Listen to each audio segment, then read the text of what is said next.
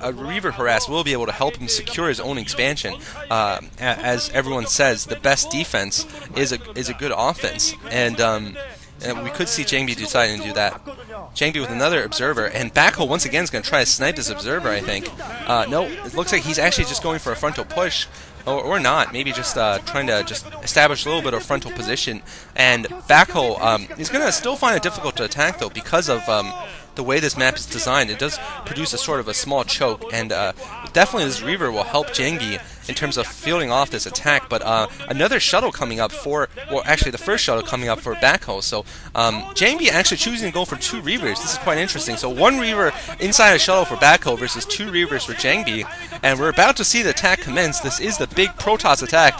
And while Backho's mom is praying that this attack will go off well. I mean, just praying that the Reavers will find their targets. And that, anyway, so Backho now moving in here, attacking the Jangbi's Reaver. And Jangbi's not going to have that shuttle to micro with, but I think Jangbi's still going to win this battle, though, because Backho is unable to drop his Reaver without fear of, oh man, but Backho getting another hit up on the Reaver, but Backho's Reaver goes down and Backho's shuttle goes down, so terrible for Backho. I felt that was a big mistake in moving in regardless of this, and Jangbi is going to have, definitely, I think he has both of his Reavers still alive, and I think he's going to hold off this attack pretty easily. Oh, but Jangbi, what are you doing? Jangbi moving his shuttle out in front of his Reavers. That was a terrible mistake by Jangbi there, losing his shuttle for no reason, and that might cost him the advantage in this game, although I wouldn't say he's behind. It's going to cost him the advantage. Now Backho getting his expansion up, but I felt that Backho, oh wow, and Jangbi getting ledged here a little bit from the bottom by those Dragoons. Of course, that is something you can see on Andromeda, but only getting a couple of hits before he pulled his probes off. And I think Jangbi is just going to plant a couple of Dragoons up there and prevent this from going on. Actually, Jangbi has too few Dragoons there. I think he should bring more Dragoons, of course, to deal with this harass. Actually, it's quite difficult to get enough Dragoons up there, so that's actually not a bad move by Backho at all, managing to deny mining at that expansion.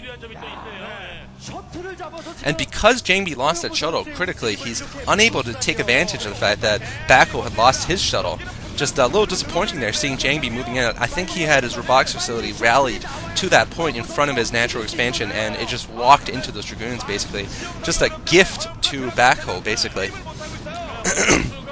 And Backho finding that sweet spot behind the mineral line where he can shoot with basic impunity there, now backing off.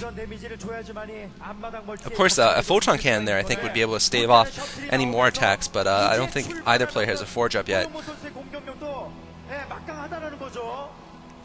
And we're seeing a couple more gateways going up for Jangbi here. 6 gateways total for Jangbi and a Citadel. So while there's a bit of a lull here, I'm going to actually search up the statistics of these players against Zerg, just to try to figure out who would stand a better chance against July, who's just, I mean, obviously looking absolutely dominant. Backho is 40% against Zerg, 6 and 9 or something like that, and Jangbi is 11 and 12, which is 48%. So both players are not so great against Zerg, and Jangbi is a little bit better, I guess.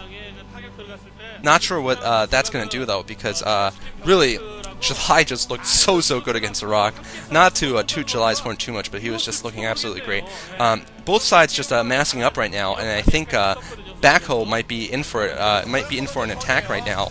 Jangbi deciding to move out with his group of zealots or just of Dragoons right now. Sorry, I think right now the game's going to be determined by who can use Templar better.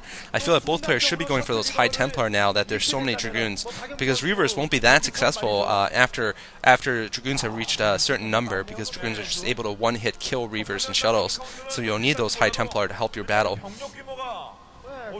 And we're still seeing positioning here in the middle. Basically, both players are trying to attack the other with a better concave, so that their Dragoons can shoot more efficiently and be able to take out the opponent's army or catch them in basically a circle where some of the Dragoons can't shoot.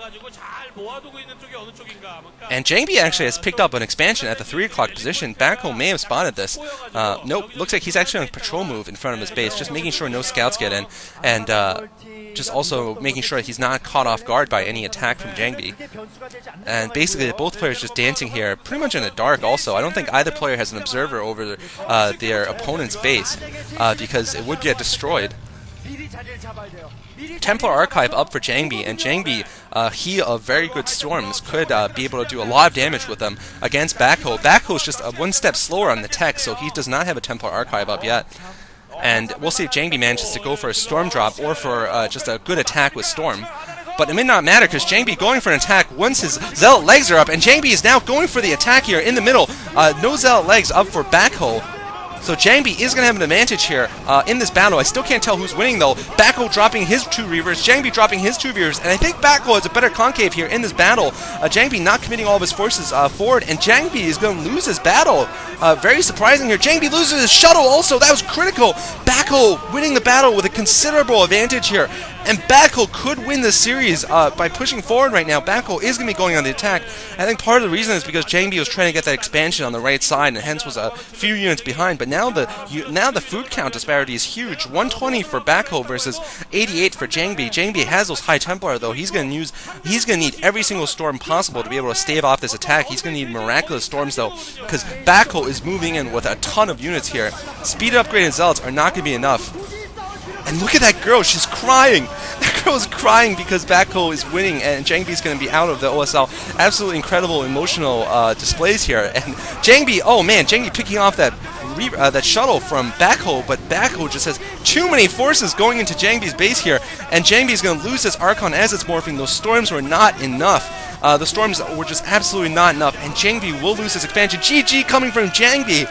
So Backho has won against Jangbi. That's a surprise, certainly. Not as big a surprise as Luxury versus Flash, of course, but certainly a surprise. And Jangbi, unfortunately, will not be seeing the very creative Jangbi in the later stages of the OSL. We will be seeing Backho moving the farthest he has by far in any major competition, moving into the round of 4 of the OSL. He's going to be facing July Zerg, though, and I have to say, the prospects just looked a little better for July to get into the finals. That sounds a little cruel, but I think July's going to take Backho fairly easily in a good matchup. I mean, basically, I think in a sweep almost against Backho. That's how confident I am. Anyway, guys, thank you for watching my casts of Day 2 of the OSL. Actually, well, I guess this is the second set of games and the third set of games. So this is actually the end of the OSL round of 8.